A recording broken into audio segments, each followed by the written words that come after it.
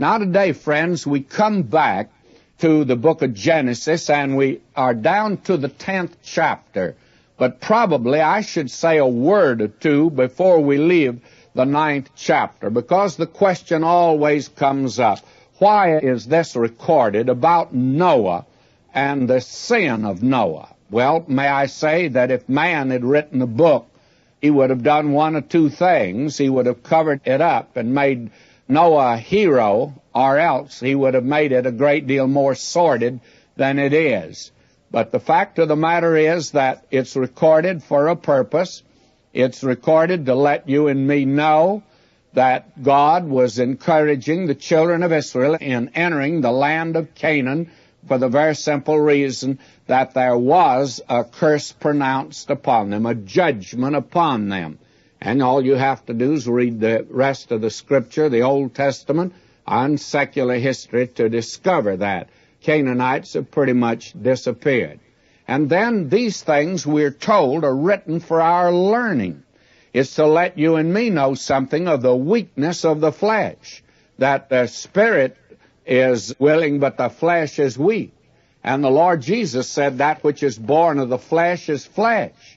And Paul made it very clear that no flesh would be justified by keeping the law at all. And Paul in Galatians 2:16 says, for by the law shall no flesh be justified. So that what we have here is the story of a man that fell. And it's a story of the weakness of the flesh. Now, we offered an excuse for Noah last time, but frankly, this is the bare facts, getting right down to the nitty-gritty. Noah got drunk.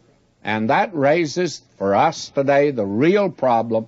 It may be that you as a Christian do not get drunk. But may I say, maybe you and I are living in the flesh to the extent we're just as displeasing to God as Noah was. We today have, I think, a wrong conception of life and this universe that we're in. For instance, our nation has spent billions of dollars to put men on the moon. And it's just not a good place to live, it looks like. But nothing is spent on how to live on the earth. And you know that's what God is concerned about, is to train you and me how to live on the earth. And so you have this tremendous statement, and there's no curse pronounced upon Ham. The curse is upon Canaan, his son, and I do not know how much Canaan was involved in this. All we are given is just the record here, and we recognize that Canaan is mentioned for a very definite purpose. But it hasn't anything to do with a curse of color that's put upon any part of the human race. I think that has been one of the sad things that have been said about the black man that is not fair to him at all. And it's not fair to God, because he never said that. After all, the first great civilizations were Hamitic civilizations, the Egyptian and the Babylonian. And we need, I think, to make it very clear, certainly Noah didn't lose his salvation. I trust that you understand that it was an awful thing, and frankly, I see no excuse for it. Genesis chapter 10. Now these are the generations of the sons of Noah, Shem, Ham, and Japheth. And unto them were sons born after the flood. The sons of Japheth, Gomer and Magog, and Madai and Javan, and Tubal, and Meshech, and Tyrus. And the sons of Gomer, Ashkenaz, and Riphath, and Togarmah. And the sons of Javan, Elisha, and Tarshish, Kittim, and Dodanim. By these were the isles of the Gentiles divided in their lands, every one after his tongue, after their families, in their nations. And the sons of Ham, Cush, and Mizraim, and Phut, and Canaan. And the sons of Cush, Seba, and Havilah, and Sabta, and Raamah, and Sabteka. And the sons of Raamah, Sheba, and Dedan. And Cush begat Nimrod. He began to be a mighty one in the earth. He was a mighty hunter before the Lord. Wherefore it is said, even as Nimrod the mighty hunter before the Lord. And the beginning of his kingdom was Babel and Erech, and Akkad and Calneh in the land of Shinar. Out of that land went forth Asshur, and builded Nineveh, and the city of Rehoboth, and Calah. And Rezin between Nineveh and Calah, the same is a great city. And Mizraim begat Ludim, and Anamim, and Lehabim, and Naphtuhim, and Pathrusim, and Casluhim, out of whom came Philistim, and Caphtorim. And Canaan begat Sidon his firstborn, and Heth, and the Jebusite, and the Amorite, and the Girgasite, and the Hivite, and the Archite, and the Sinite, and the Ardavite, and the Zemarite, and the Hamathite, and afterward were the families of the Canaanites spread abroad. And the border of the Canaanites was from Sidon as thou comest to Gerar unto Gaza, as thou goest unto Sodom and Gomorrah, and Admah, and Zeboam, even unto Lasha. These are the sons of Ham after their families, after their tongues, in their countries, and in their nations.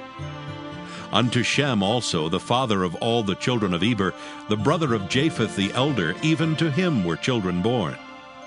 The children of Shem, Elam and Asher, and Arphaxad, and Lud, and Aram. And the children of Aram, Uz, and Hul, and Gether, and Mash. And Arphaxad begat Selah, and Selah begat Eber. And unto Eber were born two sons. The name of one was Peleg, for in his days was the earth divided, and his brother's name was Joktan. And Joktan begat Almodad, and Sheleph, and Hazarmaveth, and Jerah, and Hadoram, and Uzal, and Diklah, and Obal, and Abimael, and Sheba, and Ophir, and Havilah, and Jobab. All these were the sons of Joktan. And their dwelling was from Mesha, as thou goest unto Sephar, a mount of the east. These are the sons of Shem, after their families, after their tongues, in their lands, after their nations.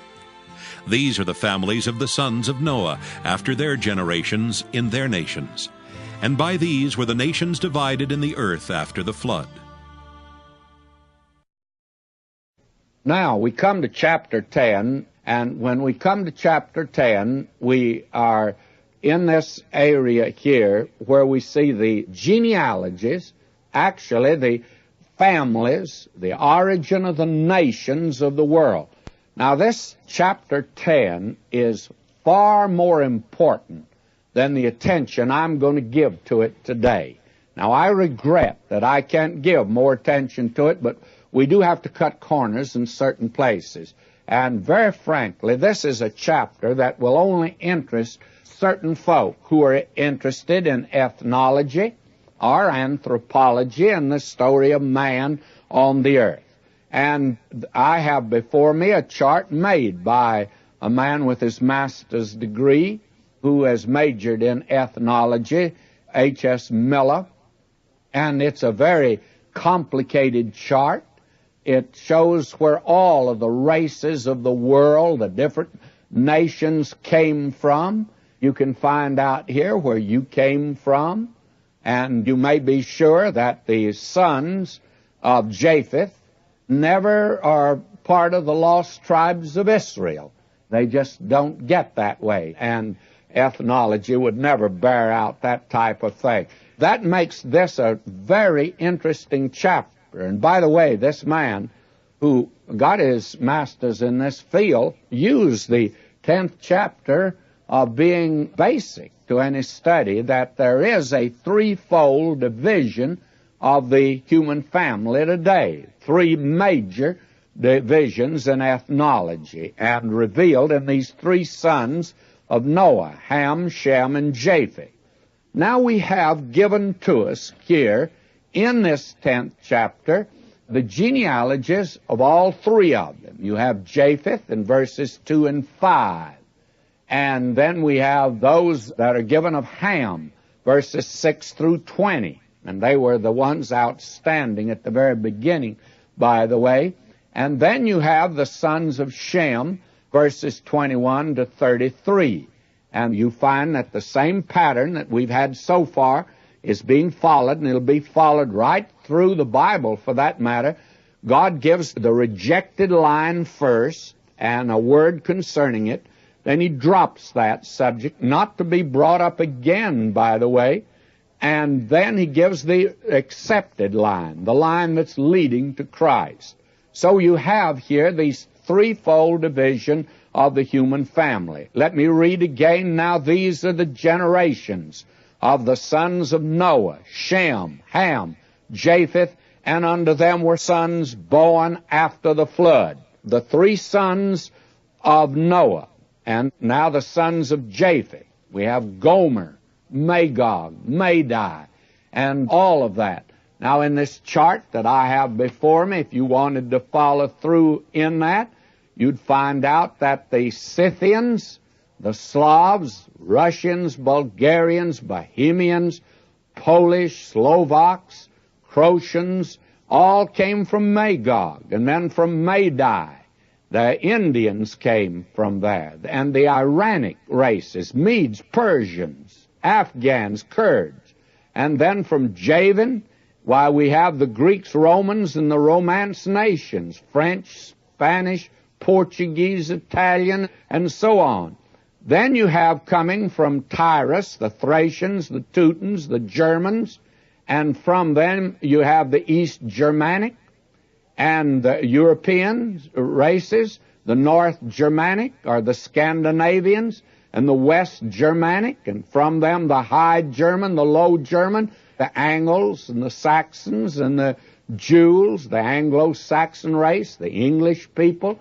May I say to you, this is a tremendously interesting chart, and I wish that it was possible for us to send it out, but we have no supervision over that chart at all, and I'd get in trouble if I attempted to send it out. But it is extremely interesting. And then you have the sons of Ham given here, and we begin in the sons of Ham, Cush, Mizraim, and Phut, and Canaan. Now you see, there were other sons of Ham, but the curse only went upon Canaan. Why it didn't go upon the others, I'm not prepared to say. I recognize there are others that can give you the whole thing. Now, from Cush, there came the Ethiopians. And may I say that actually, from the Canaanites, you get the Phoenicians and the Hittites and the Jebusites and the Amorites, the Girgasites, Hivites, and all the other electorate lights, too, by the way. But frankly, you find that the Africans came from Cush, and they're the Ethiopians. Mizraim, the Egyptians, and the Libyans, you see. So that all of these races, they were Hamitic, if you please. This is a tremendous division. And then we have the story here of Cush begat Nimrod. He became a mighty one in the earth. And mighty, actually, what this man wanted, he wanted to become, if you please, the ruler of a great world empire. That's exactly what the man was interested in. He wanted to become a great world ruler. And we find that he attempted to do it. We are told here he was a mighty hunter before the Lord. Wherefore it said, even as Nimrod, the mighty hunter before the Lord. And he's not a wild game hunter. Sometimes they give a boy a little air gun, he goes out and shoots a sparrow, and when he comes in, why, they say, my, look, he's a little Nimrod. He hit a sparrow. But actually, Nimrod wasn't shooting sparrows or hunting wild game in Africa. He was a hunter of men's souls. That's the thought here. Wherefore it said, even as Nimrod, the mighty hunter before the Lord.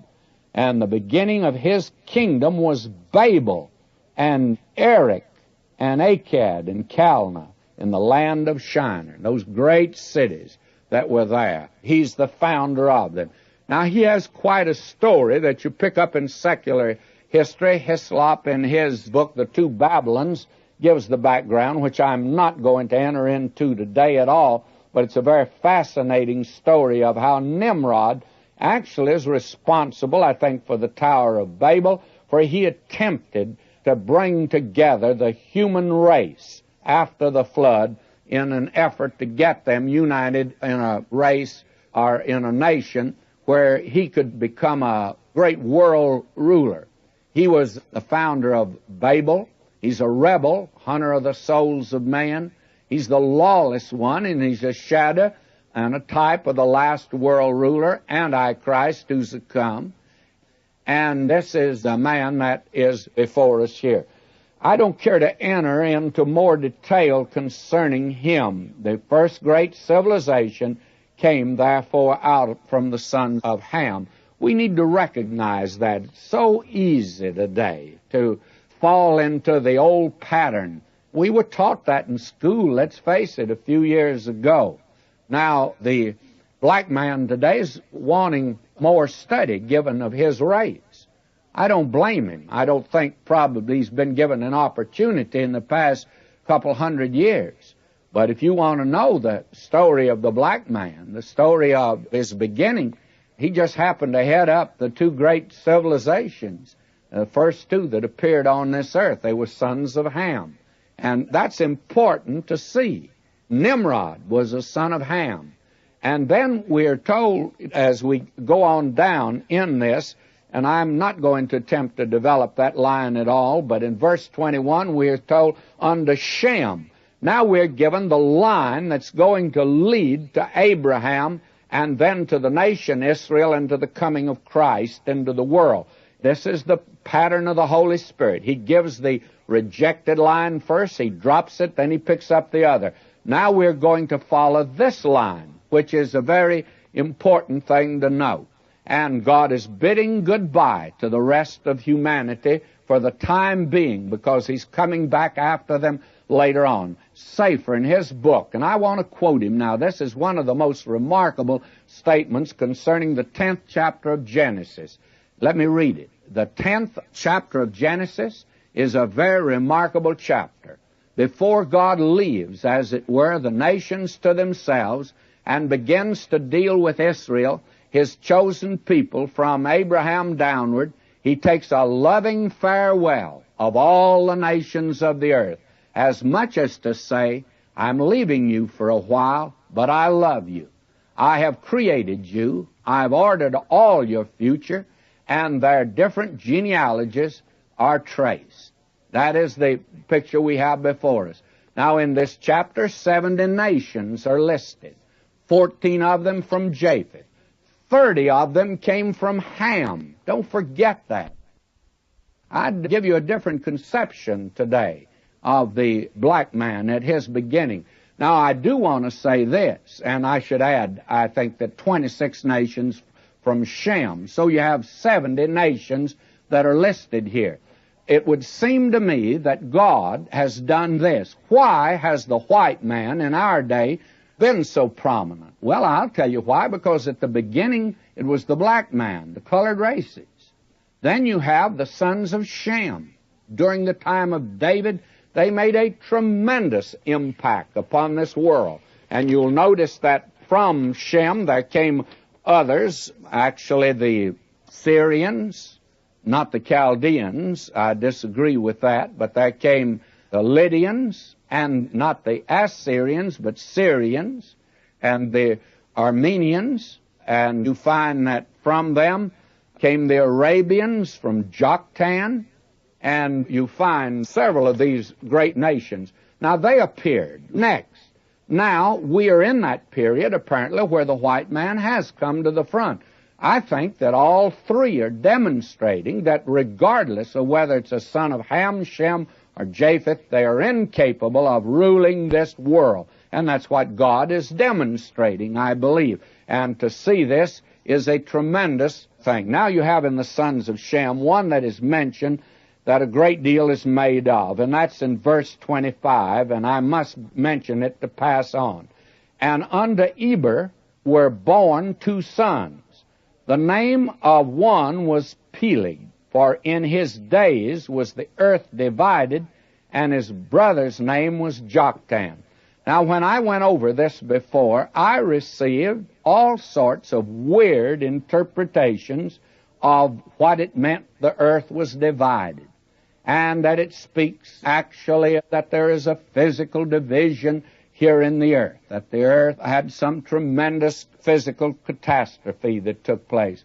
Well, frankly, all in the world that Moses is saying here, friends, he's anticipating the next chapter in which he's going to give the Tower of Babel. That was the time the earth was divided.